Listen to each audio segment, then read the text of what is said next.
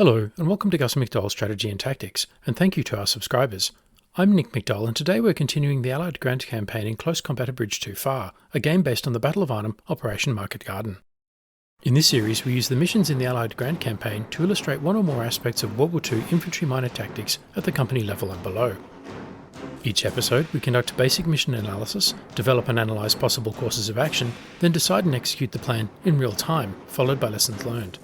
Please remember to like the video and subscribe for more great strategy and tactics content. And if you want to buy me a coffee, the links to PayPal and Patreon are in the description. In this episode, we're in the Nijmegen sector, the Groesbeek Heights area of operations. Our objective is the Groesbeek Landing Zone. It is day 3 of Operation Marketgarden, 1000 hours on 19 September 1944. You must keep the Germans from the Groesbeek Heights as long as possible to allow the 30 Corps troops unhindered access into Nijmegen. Until they arrive, this will be the primary staging area and source of supplies for 82nd Airborne. As such, letting it fall into German hands would be a disaster. You may have to fall back, but try to hold on until 30 Corps arrives somewhere around day 4. As you can see from the map on the right, 30 Corps is just short of Nijmegen city. Let's examine our forces. These troops are fresh from their victory in the heights at the Groesbeek farmland. Airborne BAR teams are the core of the American Airborne Divisions. They use an automatic rifle, semi-automatic rifles, and hand grenades. The team leader is armed with a carbine. Use them on the front line, but they should run or hide from tanks. Airborne rifle teams use semi-automatic rifles and hand grenades. The team leader is armed with a carbine. Use them on the front lines and to hold victory locations. They are useless against tanks.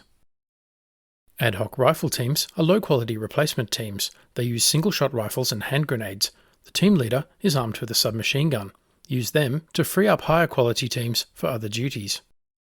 Bazooka teams consist of an anti-tank rocket launcher, a semi-automatic rifle, and hand grenades. Not as effective as the Panzerschreck, the bazooka still gives you cheap anti-tank capabilities.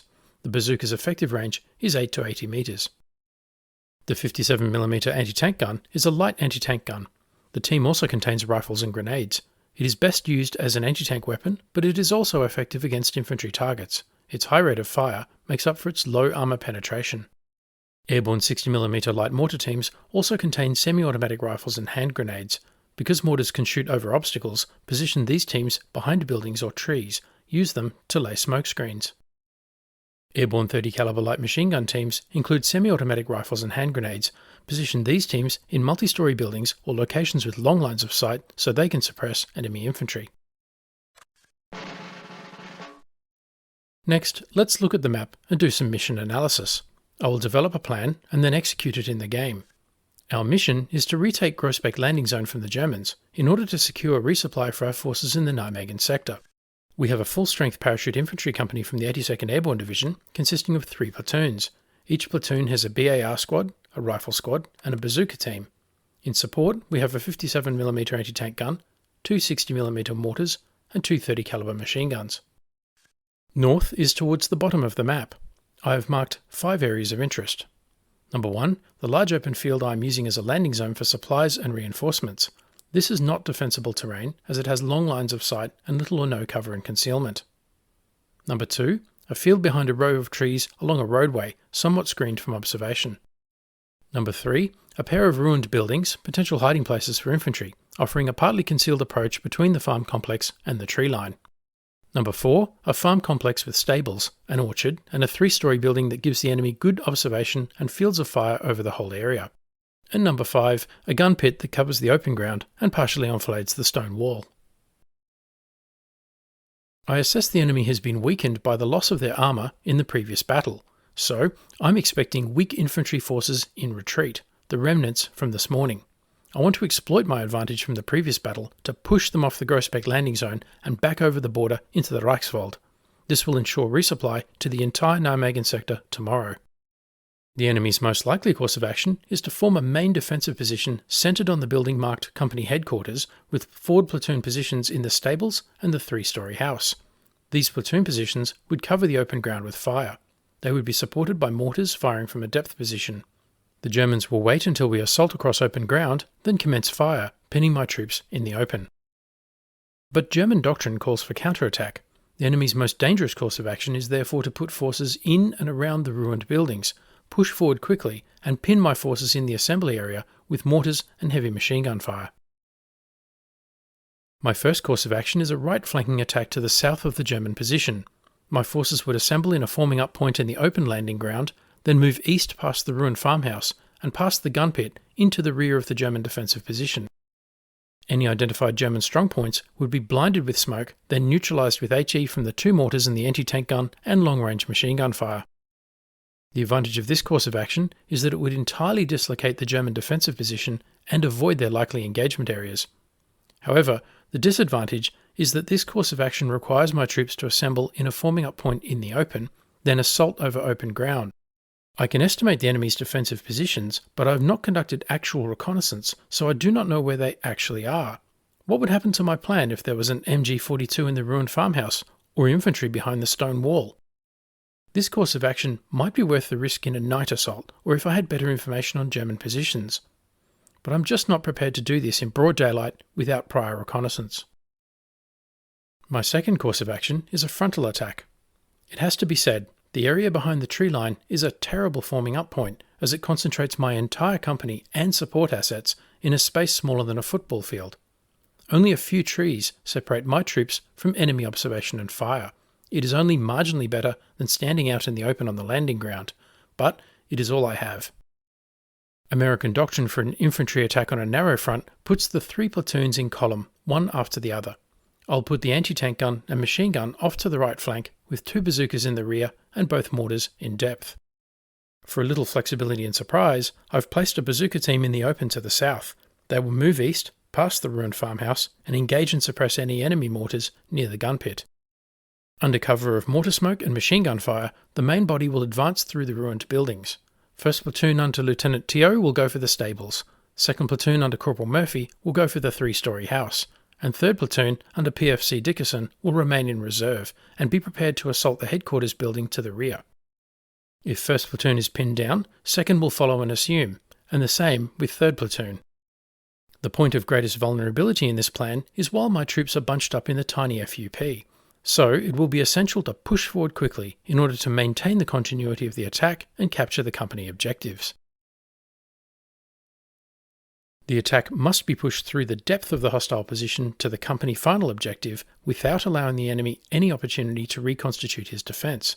The company commander employs every means at his disposal to maintain continuity of the attack and exploits without delay every advantage gained.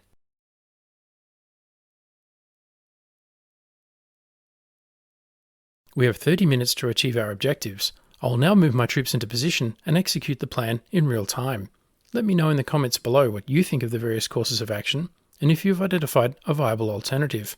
And don't forget to like the video and subscribe for more great strategy and tactics content.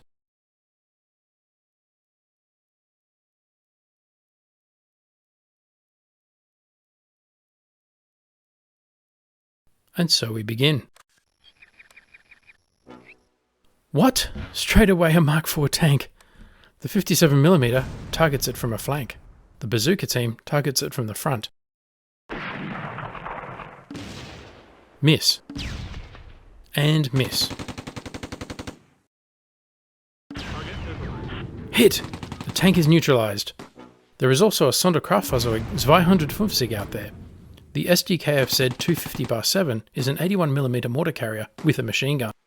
I tried to target it with the 57mm gun, but it has already been destroyed. Was that the enemy mortar? German infantry directly in front of my position. A reserve squad. The 30 caliber does not have the shot.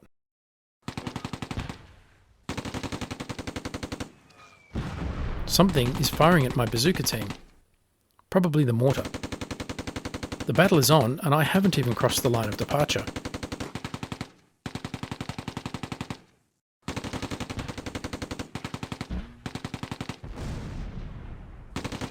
My mortar targets infantry in the open.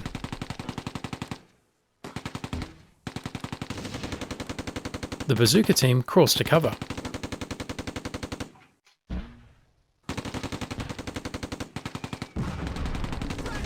Then takes a casualty.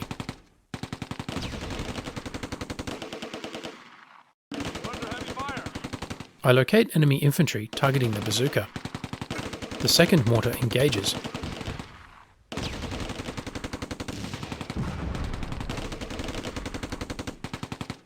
The first mortar shifts.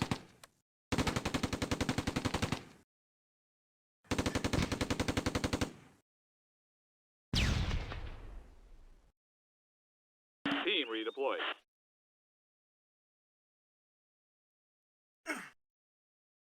First platoon contacts a Schweres or heavy machine gun squad.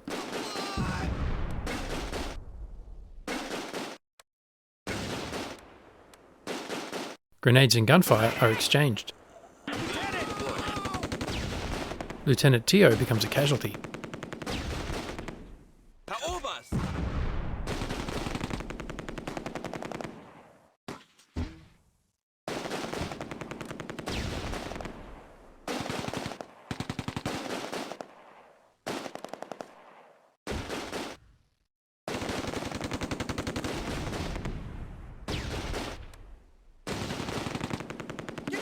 Heavy fire.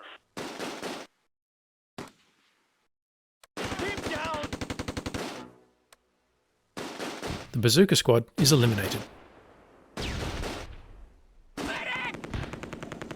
More casualties.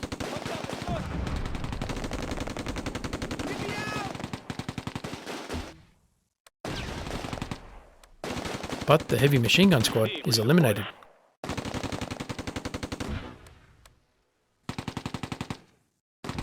Enemy mortar rounds are falling inside the forming up point. This is my worst case scenario.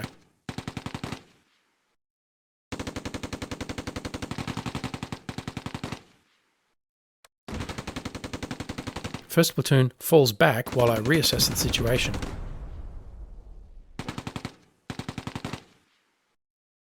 Looking out.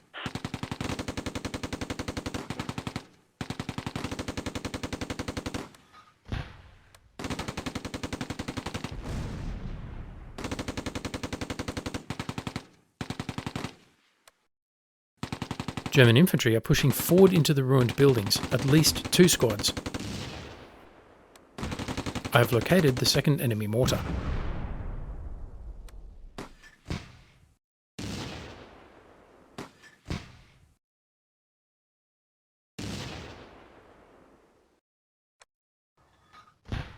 The blood!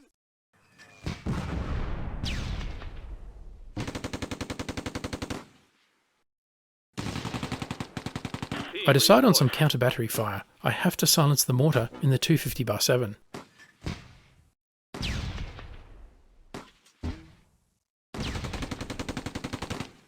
On my right flank, a Sturmgrenadier squad is crawling forward. This is starting to look like a full-strength German infantry company supported by AFVs, mortars and machine guns. Not what I expected. First platoon gets into hand-to-hand combat with the enemy reserve squad.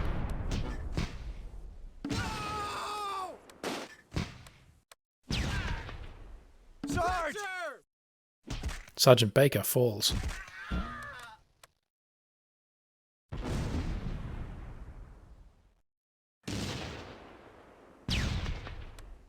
Team down! First platoon is basically eliminated. Time for second platoon to move forward and assume the battle.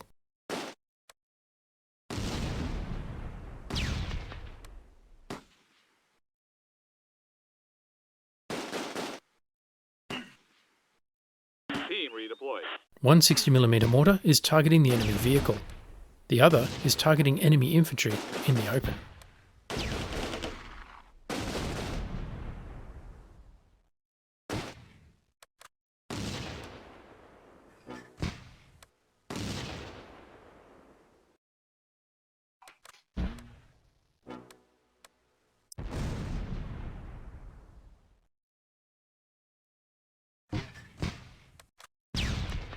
Kang's airborne 30 caliber machine gun moves forward. They may need to block the Sturmgrenadier on my right flank.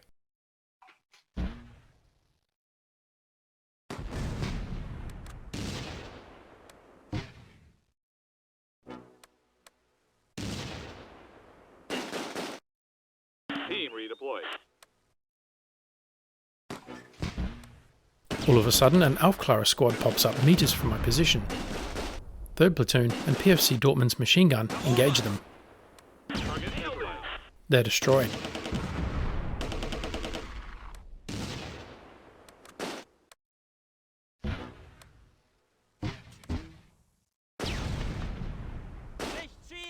The last member of the German reserve squad surrenders.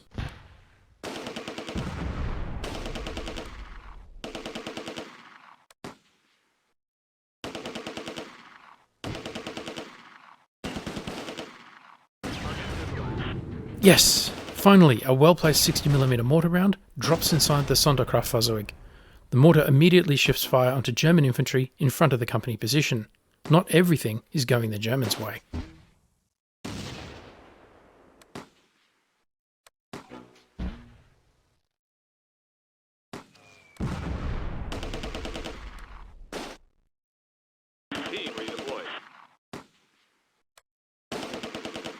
This battle is not going how I planned. Instead, I'm forming a hasty defensive line along the tree line. 2nd Platoon on the left, 3rd Platoon on the right, machine guns on the right flank, bazookas in reserve. Incoming! Serve ammunition.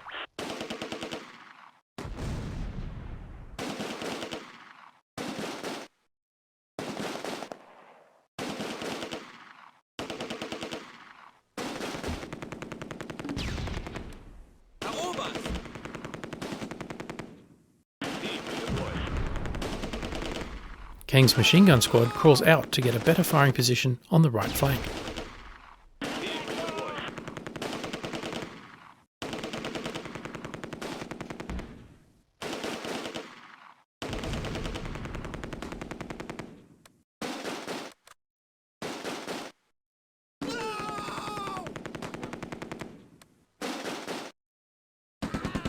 Dortmund's 30 caliber also opens up and scores an immediate hit. This is a desperate situation, so much so that I order the mortar crews into position behind the front line. They've expended their HE, and there is no tactical advantage in using smoke against enemy troops exposed in the open.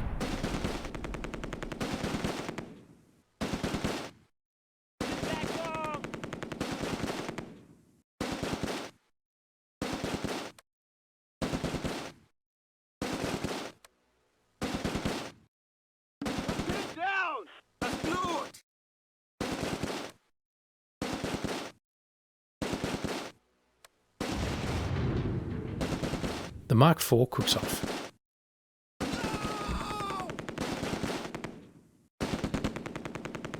Under heavy fire. Losing a lot of men. Team redeployed. I'm reminded our casualties are increasing. Team redeployed.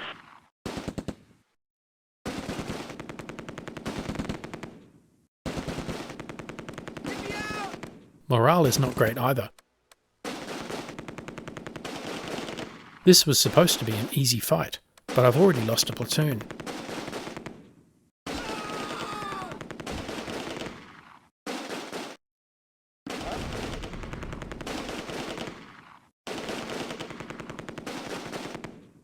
Team redeployed. Team redeployed.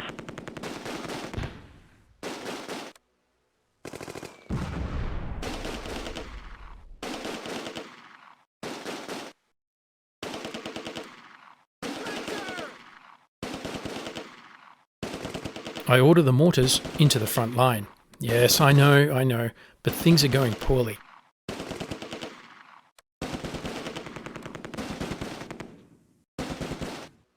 The Sturmgrenadier squad is eliminated. I'm still facing a Panzerschreck squad, a Sturmgrenadier squad, and a Schützen squad. Kang's 30 caliber squad is in position on the flank and opens fire against the Schützen in the open. Garrett has only one 250 round belt of ammunition. Make it count.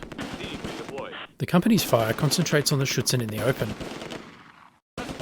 The remaining troops move up to the front line. And I send a bazooka squad out on the flank.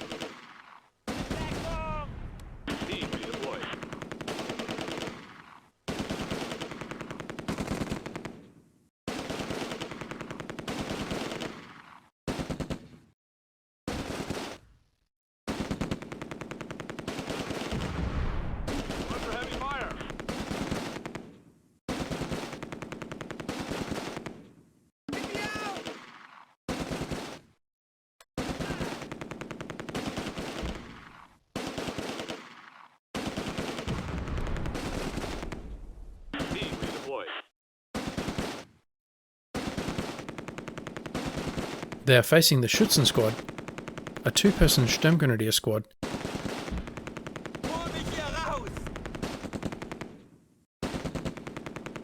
and a full-strength Sturmgrenadier squad, plus a mortar.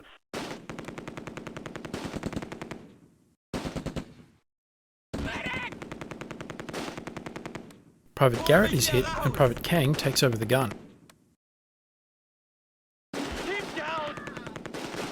Then he too is hit. Dortmund has 4 belts of ammunition for his gun, 1,000 rounds in total.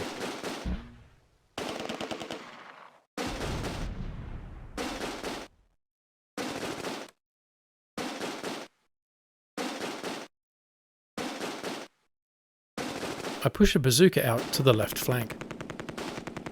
The Germans seem to be pushing forward in the centre.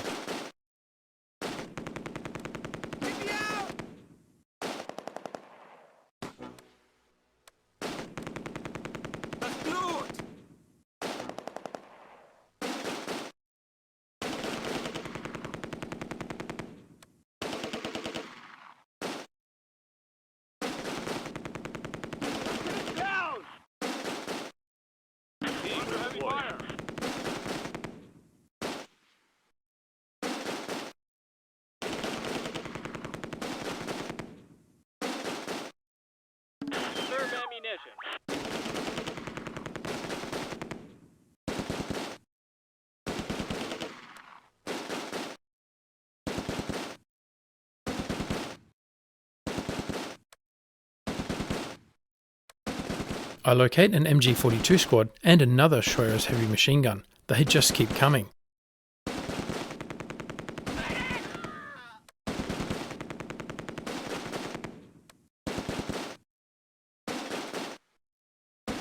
The Schwerer's heavy machine gun sets up in one of the ruins.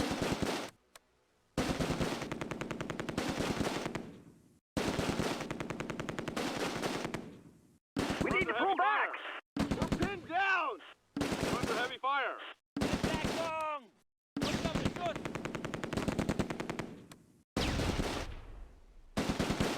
On the right flank, the bazooka squad locates a Panzerschreck squad. In the centre, the Schützen are pulling back.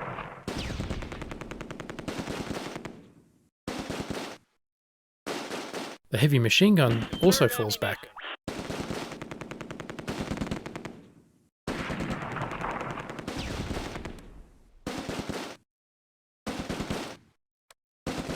Dortmund sees his chance.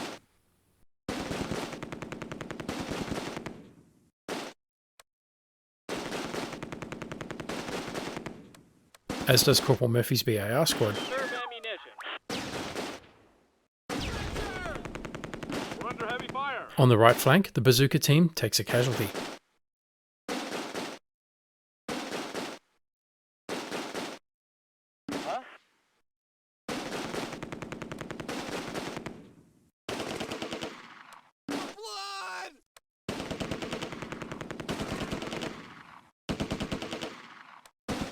On the left flank, the bazooka team crawls forward into the ruins.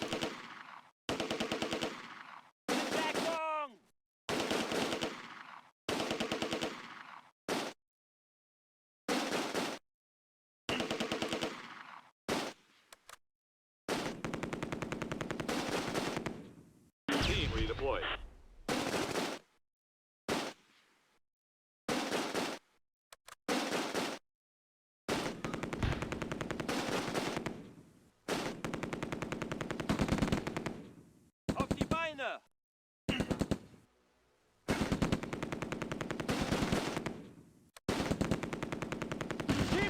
The bazooka team on the right is eliminated.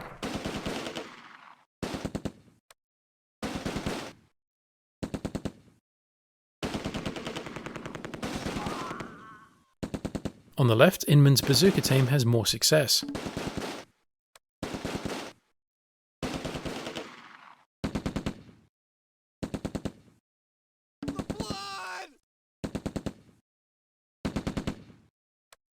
Sergeant Matey's ad hoc rifle squad moves up to support. Conserve ammunition.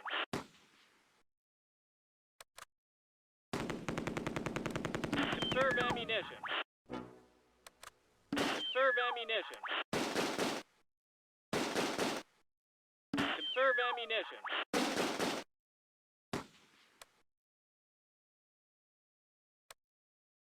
Conserve ammunition. I'm getting a lot of fire from the stables. Perhaps I do have a use for mortar smoke after all. Both crews set up to deliver smoke and reduce the volume of aimed fire I'm receiving. Conserve ammunition.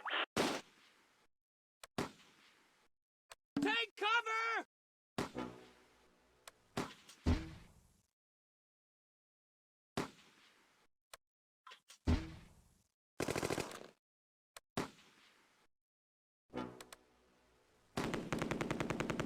Team redeployed. The Schützen assault forward.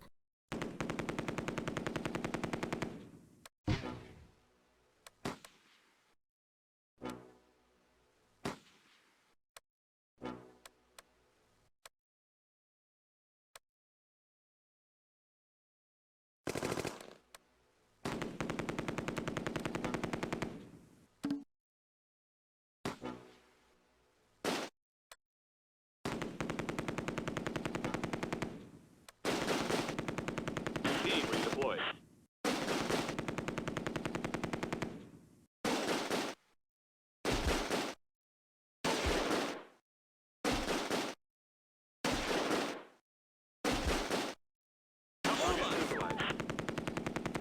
Bad move. They are all eliminated. Team redeployed. No ammo! I start shifting forces left to get into the ruins. Both sides in this fight are doing it tough, but the Germans are withdrawing and I am pressing forward with my initial assault.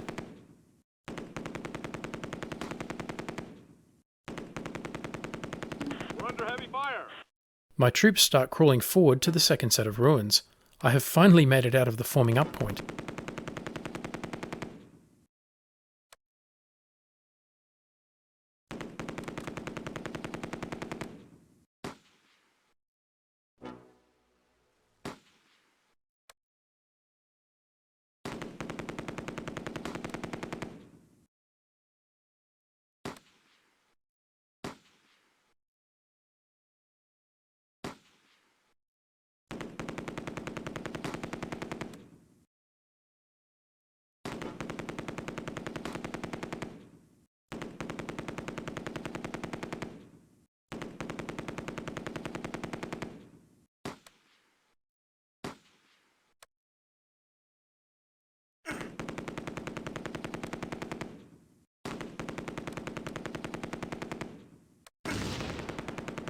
We're under heavy fire.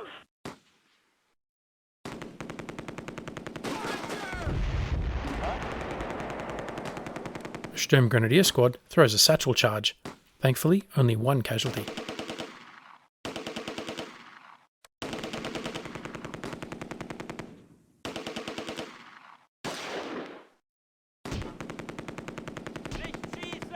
Hand to hand, and the German surrenders.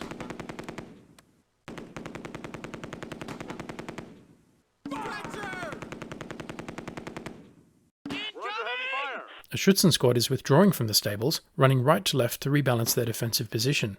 Team redeployed.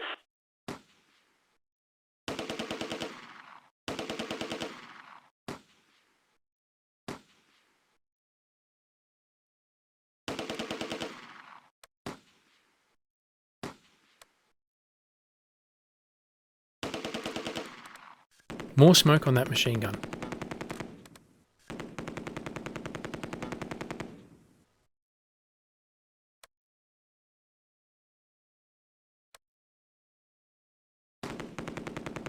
Take cover!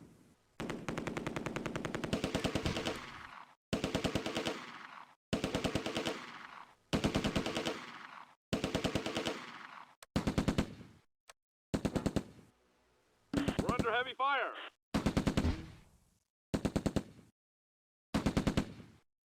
Take cover!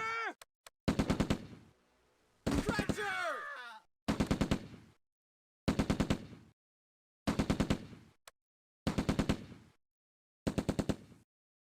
On your feet, soldier!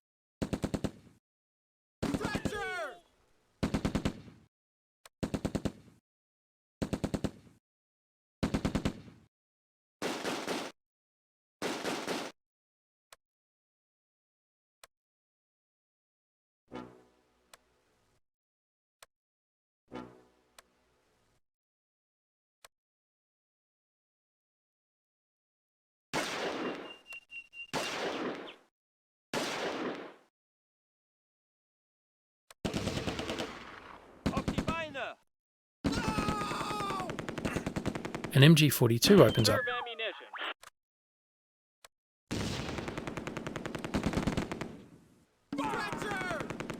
Huh? Huh?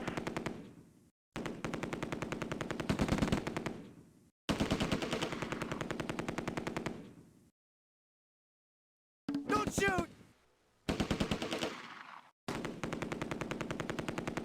Both sides fall back, one paratrooper surrenders, and the rest head for safety.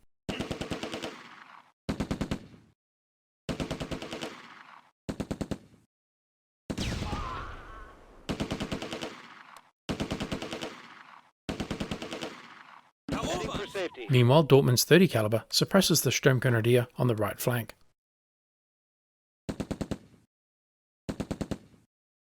Auf die Beine!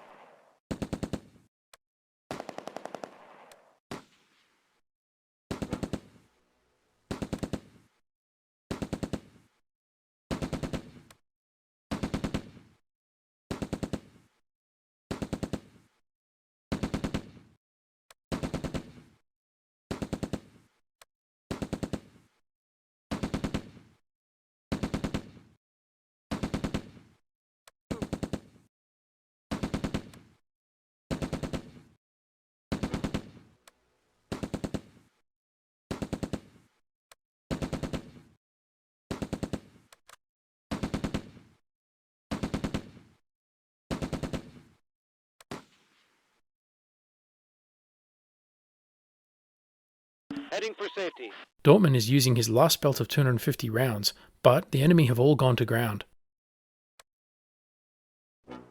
So far, the battle has been bloody but inconclusive.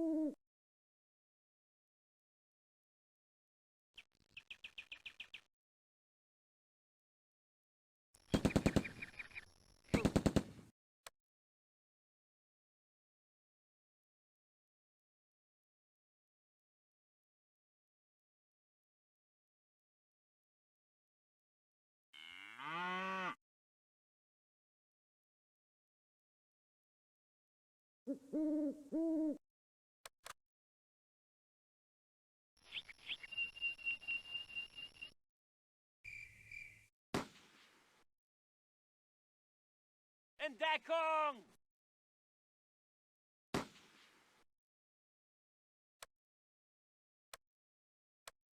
The 30 caliber opens up on the Granatwerfer.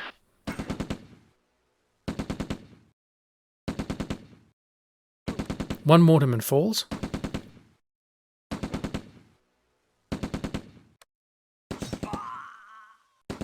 Then a second.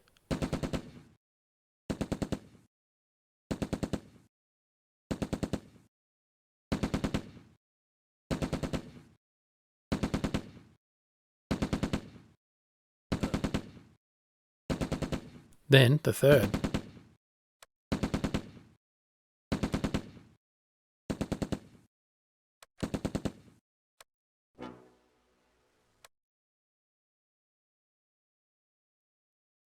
The battlefield goes quiet. Both sides are exhausted, but I'm not giving up yet. I do not want to refight this map from the tree line forming up point.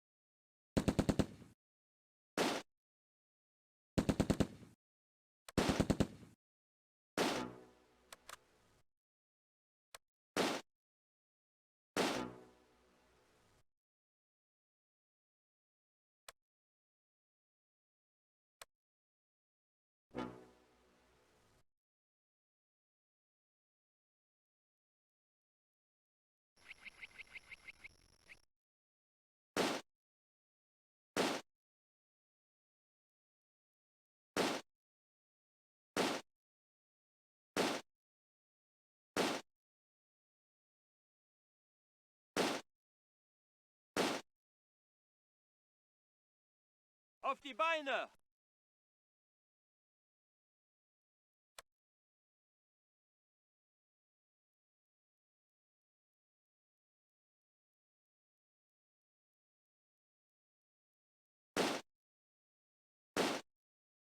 Conserve ammunition.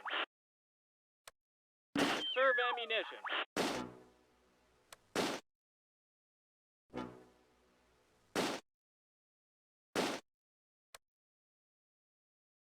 On your feet, soldier!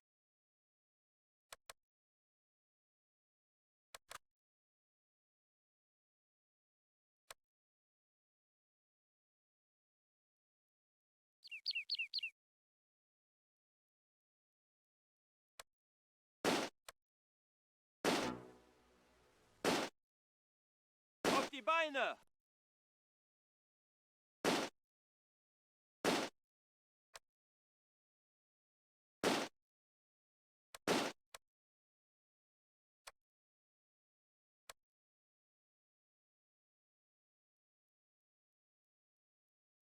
Nimm deine Waffe!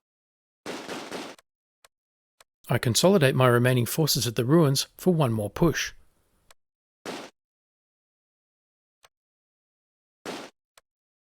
Conserve ammunition. Heading for safety.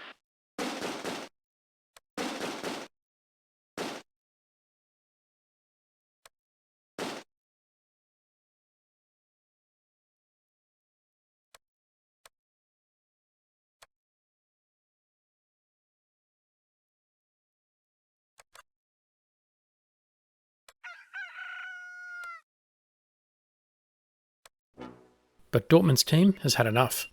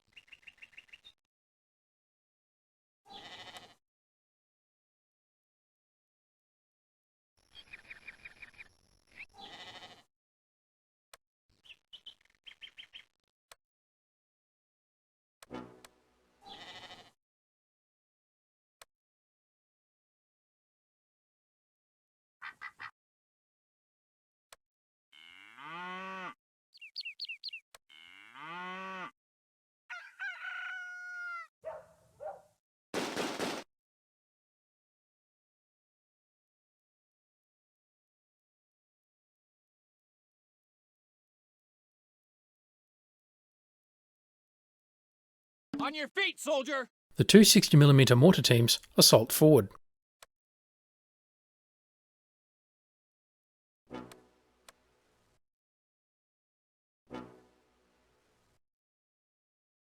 Team redeployed.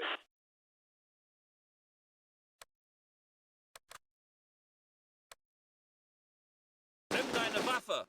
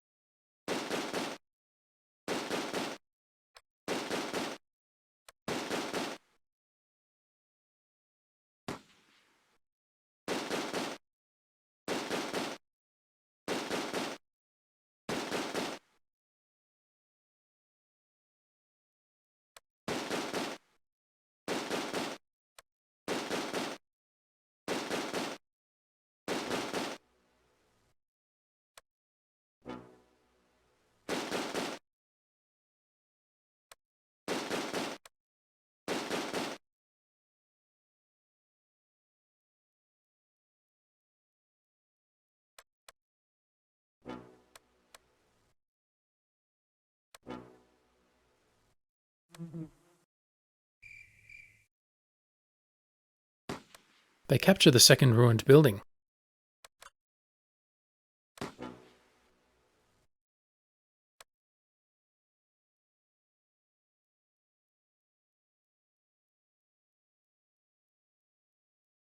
On your feet, soldier!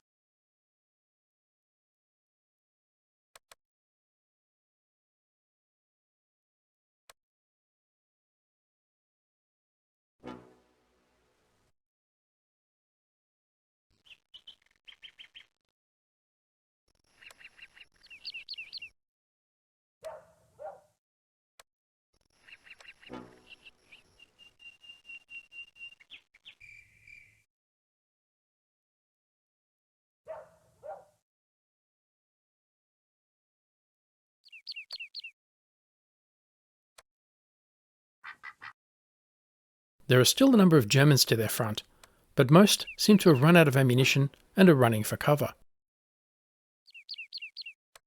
Team redeployed.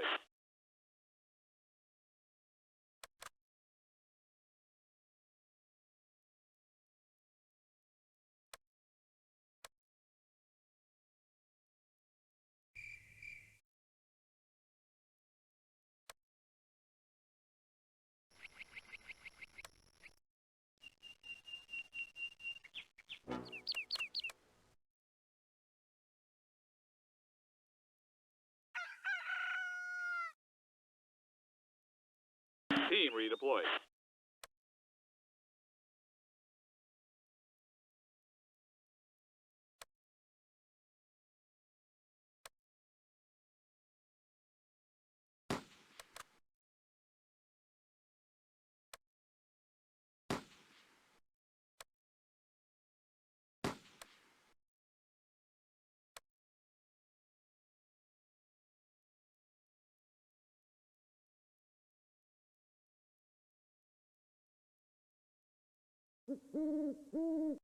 Team redeployed. The mortar teams hold position. With patience, things may yet swing to my advantage.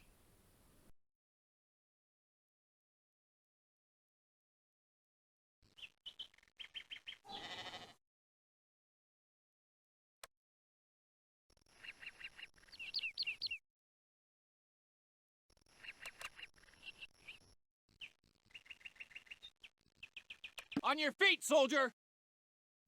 Over on the right flank, the Panzerschreck has resurfaced.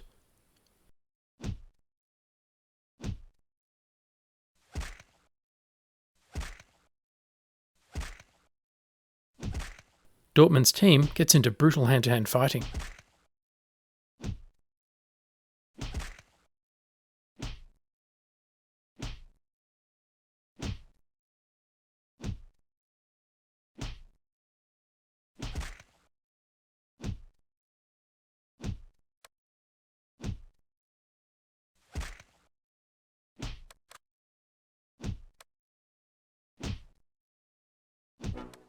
PFC Udell panicked and ran earlier, but now he finds his courage and picks up his rifle to defend his friends.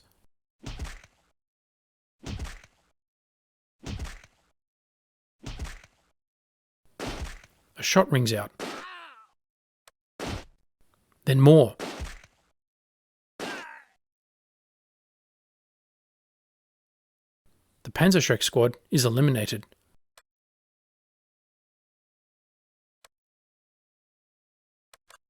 Dortmund is injured, but okay. Auf die Beine!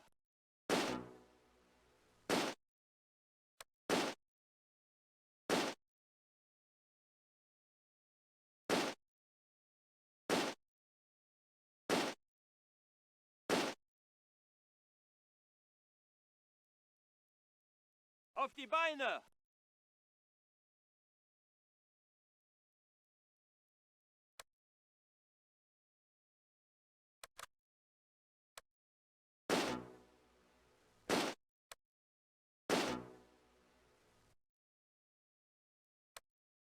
A Schwerer's heavy machine gun presents a tempting target for the mortarman.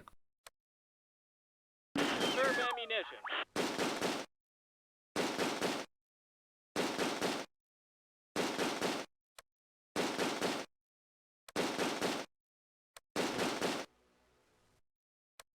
The Schutzen are retreating,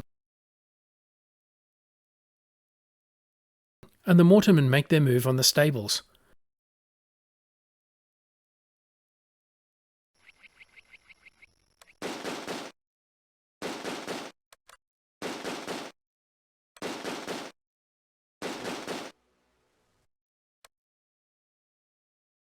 Okay, I may have promised them a stable firing platform.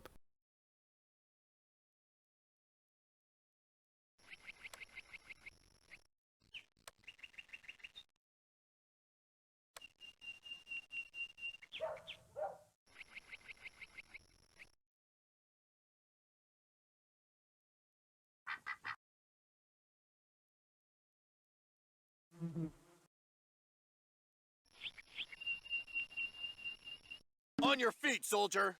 So inspired, they moved to secure the area.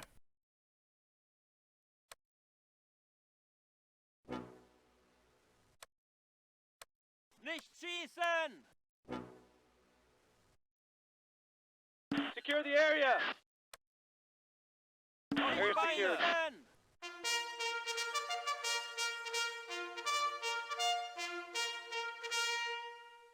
The battle ended because the Germans were routed from the map. The Allies gained control of the area, but the Germans are expected to launch a counterattack later. The landing zone has been reclaimed by the Allies. I made Allied progress of 60 against expected progress of 40 by the end of the day. I suffered 25 KIA and lost a gun. The Germans suffered 39 KIA and lost a Mark IV Panzerkampfwagen and a Sonderkraftfahrzeug. 1 Bronze Star and 2 combat infantrymen's badges were awarded. Wow, what a tough battle. And using mortarmen to take the objective in an assault. Folks, now you've seen everything. But the Germans won't bother us here again today, and 30 Corps will be here tomorrow. I hope. Let's examine casualties on both sides. First, the Americans from the 82nd Airborne Division. No surprises, a lot of casualties across the BAR and rifle squads, including their beloved Lieutenant Teo. The statistics show a lot of cowardice, but not in my eyes. They all fought a tough fight bravely. 2 bazookas lost and the 57mm gun. PFC Brooker from the gun crew knocked out the Mark IV Panzer and is awarded the Bronze Star, the third such award in his team this campaign. Dortmund and Mulder on the 30 caliber machine gun accounted for most of the casualties and held the line at a critical moment. They are awarded the Combat Infantryman's Badge. Well done all of them. Lieutenant Teo was seriously injured, but will write his memoirs after the war. I hope there is room for a chapter on McDowell's mortars. Then the Germans, from the 1st Fallschirmjäger Army. They did it tough. Even Eismann lost his nerve. 4 Sturmgrenadier squads, an MG42, 2 Schutzen, an Aufklärer, Reserve, Mark IV Panzer, the mortar carrier, 2 heavy machine guns, a mortar and a Panzerschreck. Most eliminated, the remainder with heavy casualties.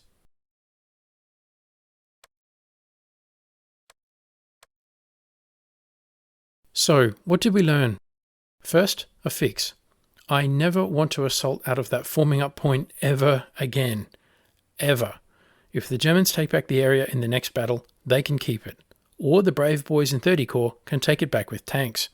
A successful assault on a narrow front relies on overwhelming the enemy with supporting indirect fires like mortars or field guns, especially if you can't bring direct fires like machine guns in from a flank. Instead, I was overwhelmed from the outset and pinned down by enemy frontal, flanking and overhead fires. Second, an improve. On this occasion, my intelligence assessment of the enemy was dead wrong. I expected weak infantry forces in retreat. Instead, I got a Mark IV Panzer, an APC, 6 machine guns, 2 mortars and a very tough battle. But the battalion S2 was certain there were no tanks. He even said, "I'll bet your life on it." Oh well. The lesson from this is that while you should always use as much intelligence as you can get, never base your plans on uncertain intelligence. Instead, expect the unexpected and make sure your plan is robust enough to survive when things don't go your way. Finally, I'm not sure I want to admit this as something to sustain. In previous battles, you will have noticed my preference for using mortars well to the rear, in a mortar line, and out of the front line. Some of you have encouraged me, however, to use them more actively to hold positions or for counterattacks. Your wish is my command. Both mortar squads moved up and held the line when things were looking very dicey for my forces. This stabilised my position at a critical moment when the enemy were pushing forward. Then they assumed the assault from the infantry company, took the ruins and secured the stables, the company's first objective. I think the Germans mounted a very effective defence and fought me to a standstill. I was about to give up and call a ceasefire. But it was the last-minute intervention of the mortarmen that tipped the balance and saved the day for the Allies. In my defence, it was an emergency. After all, Doctrine is a guide, not a rule. But I will concede, it did work. At the end of the day, that is all that really matters. And speaking of Doctrine, after the battle, I went back and reread the paragraph at the start of the episode. The very next paragraph, 23b, reads as follows. If not already committed, the support platoon may be used to relieve a badly disorganised attacking platoon or to launch a flanking or enveloping attack to assist in the capture of successive company objectives. Well, what do you know? Despite my reluctance, it turns out that using mortarmen to relieve the hard-pressed attacking platoons and capture the company objective was in accordance with Doctrine after all. I was wrong all along. Today, my ration-packed meal is humble pie. Let me know what you think in the comments below. As always, thanks for watching.